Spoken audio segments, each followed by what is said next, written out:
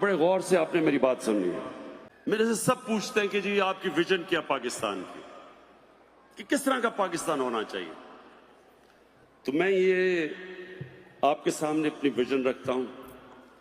میں یہ سمجھتا ہوں کہ یہ بڑا ضروری ہے آپ سب کو سمجھنا, کیونکہ ہر قوم کسی مقصد کے لیے پیدا ہوتی ہے. ہر قوم کا ایک مقصد ہوتا ہے, ایک ویژن ہوتی ہے, ایک نظریہ ہوتا ہے. پاکستان بنا تھا اور اس کا ایک بڑا خواب تھا پاکستان. علامہ اقبال اور قائد اعظم, جو ایک لیڈر کو میں مانتا ہوں, قائد اعظم کو, اور علامہ اقبال جو شاید ہی اتنا بڑا مسلمان دنیا میں کوئی ذہن ہو پچھلے 500 سال میں. میں یہ چاہتا ہوں کہ آپ اپنے بچوں کو پلیز یہ ایک چیز سمجھائیں کہ یہ کیا خواب تھی پاکستان کی. میں چاہتا ہوں کہ یہ بڑے غور سے سمجھیں, کیونکہ جو آپ کے بچے ہیں ان کو یہ پتا ہونا چاہیے کہ کیا مقصد تھا اس ملک کا بننے کا. دیکھیں, پاکستان بنا تھا, اس کو علامہ اقبال نے جس طرح کہا, اس نے ایک اسلامی فلاحی ریاست بننا تھا. وہ کیا, کون سی اسلامی فلاحی ریاست بنی تھی؟ جو کہ مدینہ کی ریاست تھی. مدینہ کی ریاست کیا تھی؟ کتنے لوگوں کو پتا کہ مدینہ کی ریاست کیا تھی؟ مدینہ کی ریاست ایک ماڈرن سٹیٹ تھی, ماڈرن پرنسپلز پہ بنی ہوئی تھی. وہ جو قرآن شریف کے اندر اللہ نے ہمیں کہا ہے کہ نبی صلی اللہ علیہ وسلم کی سنت پہ چلو, ان کے راستے پہ چلو, ان کی شریعہ پہ چلو, ان کی شریعہ مدینہ کی ریاست تھی. مدینہ کی ریاست کے کیا اصول تھے؟ مدینہ کی ریاست دنیا کی تاریخ کی پہلی فلاحی ریاست بنی تھی. ایک انسانیت کا نظام بنا تھا, عدل اور انصاف کا نظام بنا تھا. مدینہ کی ریاست, مدینہ کے ریاست کے وہ کون سے اصول تھے؟ سب سے بڑا اصول تھا اس میں رحم تھا. ایک کمزور کے لیے رحم تھا. بیووں, یتیموں, معذوروں, غریبوں, بوڑھوں کو پینشنز پہلی دفعہ مدینہ کی ریاست میں شروع ہوئی تھی کہ ریاست نے بوڑھوں کی بھی ذمہ داری لی تھی.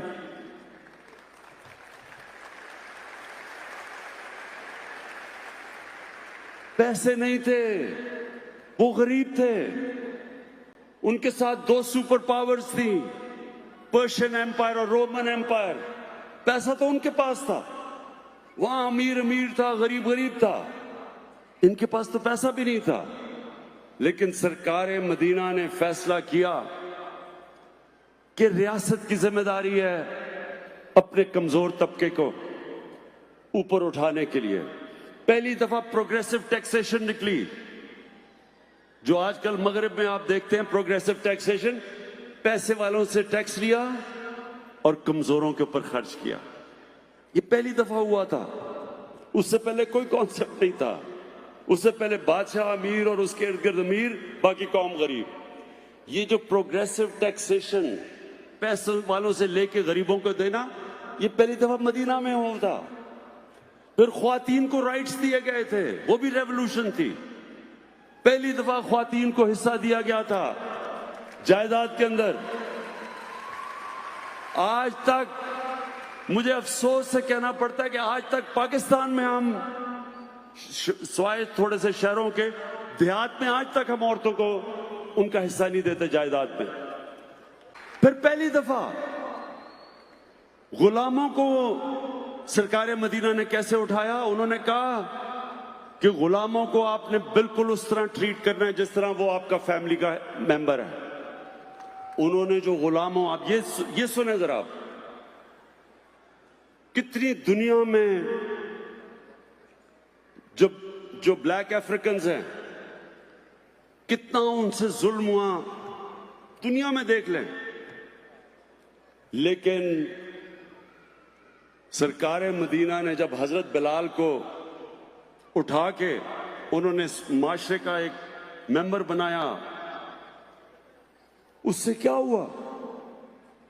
मुसलमान दुनिया वो वाहिद एग्जाम्पल है जिधर गुलाम बादशाह बन गए। स्लेव डिनेस्टीज थी हिंदुस्तान में, स्लेव डिनेस्टीज थी। कुतुबुद्दीन ऐबक गुलाम था, तुर्की में ममलूक्स वो गुलाम थे, वो जो बादशाह बन गए। ये गुलामों को आजाद किया, ख्वातीन को राइट्स दी, इंसानों को बराबर किया। जो उनका आखिरी खुतबा था अराफात के ऊपर, जो नबी सल्लल्लाहु अलैहि वसल्लम का आखिरी खुतबा था, उन्होंने ह्यूमन राइट्स का चार्टर बताया जो आज यूएन कह सकती है। वो आप ये समझेंगे कि आज यूनाइटेड नेशंस का चार्टर अनाउंस हो रहा है, जो उन्होंने आखिरी खुतबे में कहा कि इंसान बराबर हैं, चाहे जो मर्जी उनका रंग हो। जो माइनॉरिटीज थी, मिसाक मदीना साइन किया यहूदियों से, ईसाइयों से कि आपकी जो इबादत गाह हैं उनको हम प्रोटेक्ट करेंगे। ये सारे मॉडर्न कॉन्सेप्ट्स थे, और ये बनना है पाकिस्तान ने। ये है हमारी विजन, ये पाकिस्तान हमने बनाना है। एक इंसानियत का निजाम, एक इंसाफ का निजाम, एक मेरिट का सिस्टम। जो मदीना की रियासत ऊपर कैसे गई? मेरिट का सिस्टम था। जो भी ऊपर हो, जो भी अच्छा करता था उसको ऊपर ले आते थे। खालिद बिन वलीद वो कमांडर था जिसने तकरीबन मुसलमानों को जंगे ओहद में शिकस्त दे चुका था। उसको उन्होंने उठा के सैफुल्लाह का खिताब दे दिया मेरिट के ऊपर। बड़े पुरानों ने कहा जी हम आपके साथ ज्यादा देर से लड़ रहे हैं, तो ये आपने खालिद बिन वलीद को क्यों सैफुल्लाह का दिया? मेरिट के ऊपर दिया। मेरिट का सिस्टम था, जो आता था, जो भी उम्मा में आता था, मेरिट के ऊपर वो ऊपर आ जाता था।